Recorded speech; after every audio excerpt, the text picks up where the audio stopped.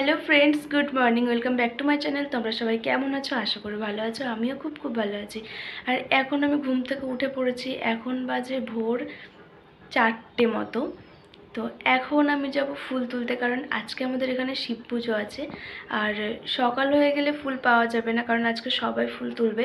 তো সেই জন্য এখনই যেতে হচ্ছে। তো চলো যাওয়া যাক। চলে এসেছি আমরা ফুল তুলতে। আর এখন কত অন্ধকার। আর এই যে চাঁদ মামাটা এখনো জেগে আছে আমি আসবো বলে। ভোরবেলার প্রকৃতিটা কিন্তু অনেক সুন্দর লাগছে। আর এই পাখিদের কিচিমিচি আওয়াজ কিন্তু আমার ভীষণ ভালো লাগে। আমি গ্রামে থাকি বলে কিন্তু বলছি না, যারা গ্রামে থাকো তারা হয়তো বুঝবে যে গ্রামের সকালটা কত সুন্দর হয়। ঘুম থেকে উঠেই পাখিদের কিচিমিচি আওয়াজ শোনা যায়, আর যেদিকেই তাকানো হয় যত দূর চোখ যায় শুধু সবুজে আর সবুজ। যাই হোক, গল্প করতে করতে অনেক ফুল তোলাও হয়ে গেল। আর এখন একটু সকালও হচ্ছে। আর এই জায়গাটা দেখো, কিন্তু এদের তো ফুল তোলা শেষই হয় না। একবার এই গাছে তো আর একবার ওই গাছে, যেখানেই গাছ দেখছে সেখানেই চলে যাচ্ছে। আর এই দেখো, এত দূরে হাত যাচ্ছে না, কিন্তু তাও টেনে হিচড়ে নামাচ্ছে। আর এদিকে বুনু আবার চলে আসলো ফুল নিতে। এদের যে আজকে কত ফুল লাগবে আমি নিজেই ভেবে পাচ্ছি না। সব গাছ ফাঁকা করে দিল এরাই, মনে হয় কোনো মানুষ আর নেবে না। অনেক তো হাসি মজা হলো, এবার বাড়ির দিকে যাওয়া যাক। ওই যে দুই কুত্তি হেঁটে হেঁটে যাচ্ছে, আবার ঢংও করছে দেখি। আবার ফুল গাছ দেখেছে আর আবার ফুল নেবে বলছে। ওরা মনে হয় খাবে ফুলগুলোকে। তোমরা কে কে আমার মতো গ্রাম ভালোবাসো অবশ্যই কমেন্টে জানিও। ফুল তুলে তো চলে আসলাম, আর এখন বসে আছি। কোনো কাজ নেই, ভাবছি আর একবার ঘুমিয়ে পড়বো কিনা। ফ্রেশ হয়ে চলে এসেছি আর রেডিও হয়ে গেছি। এখন যাব গঙ্গা স্নান করতে।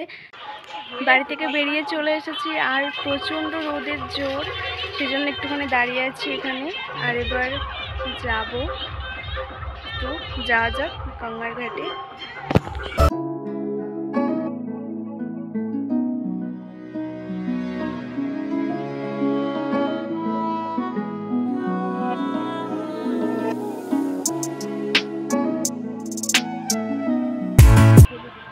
চলে এসেছি আমি গঙ্গার ঘাটে। স্নানটা সেরে আসি, তারপর দেখা হচ্ছে। তো গঙ্গা স্নান সেরে আমি এখন বাড়িতে চলে এসেছি। আর তার মাঝখানে আর কোনো ভিডিও করা হয়নি, কারণ ফোনটা বনুর কাছে ছিল আর ও আমার আগে বাড়িতে চলে এসেছিলো সেই জন্য। আর এখন বাড়িতে এসে আকন্দ ফুলের মালা গাচ্ছি। বনু তো কে আর একটা শাকচুন্নি। আর এই যে সব মালা গাচ্ছি বসে বসে আমিও।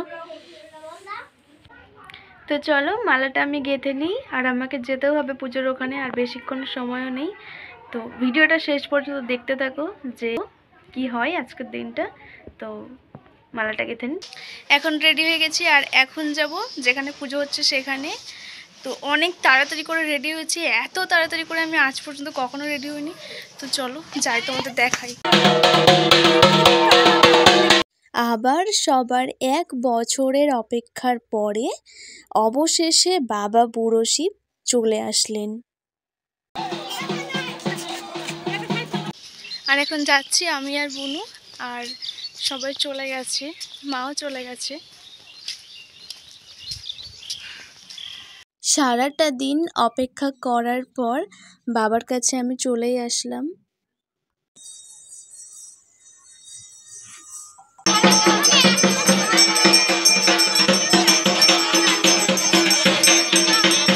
বাবার জন্য মালা গেঁথে সেটাকে নিজের হাতে করে পরিয়ে দিতে যে কত ভালো লাগে সেটা বলে বোঝানো সম্ভব না। আর তারপর বেশি কিছু না, একটু দুধ আর একটু গঙ্গা জল ঢালার পর মনটা পুরো শান্ত হয়ে যায়। পুজো শুরু হয়ে গেছে, আমাদের এখানে এই শিব পুজো বহুদিন ধরে হয়ে আসছে। আর এই শিব পুজোর বিশেষত্ব হলো এটি নীল পুজোর আগের দিন হয়। আর আমাদের এখানে বাবাকে সবাই বুড়ো শিব বলে ডাকে। বাবা বুড়ো শিব সোমরা বাজারের একটি মন্দিরে থাকেন। প্রতি বছর আজকের দিনে সবাই অনেক আনন্দের সাথে বাবাকে মাথায় করে নিয়ে আসে। আর এই রকমভাবে ঢাকা দিয়ে দেওয়া হয় জল ঢালা হয়ে গেলে। তারপর পুজো শেষ হয়ে গেলে বাবাকে আবার তার নিজের জায়গায় রেখে দিয়ে আসা হয়। আর এই পুচকুটাকে দেখলাম, ও ভীষণ কিউট, ওকে আমার খুব ভালো লাগে। ওকে নিয়ে এসে ওর সাথে দুষ্টুমি করছি। আর হাসিটা দেখেছো? যে কোনো মেয়ে ফিদা হয়ে যাবে। এর সাথে থাকলে যেন আমি নিজেও বাচ্চা হয়ে যাই। দুষ্টুটা কেমন করছে দেখো, আমার ফোনটা নেবে বলে।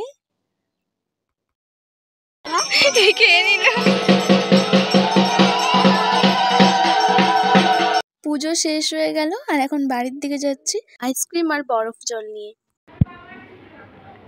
এখন আমি বাড়িতে চলে এসেছি আর এখন আমি ফ্রেশ হব। তো আজকের মতো ভিডিওটা আমি এখানেই শেষ করছি। দেখা হচ্ছে পরের ভিডিওতে। ভিডিওটা যদি ভালো লাগে অবশ্যই লাইক কমেন্ট শেয়ার করে দিও অ্যান্ড চ্যানেলটা সাবস্ক্রাইব করে দিও আর পাশে থাকো। টাটা।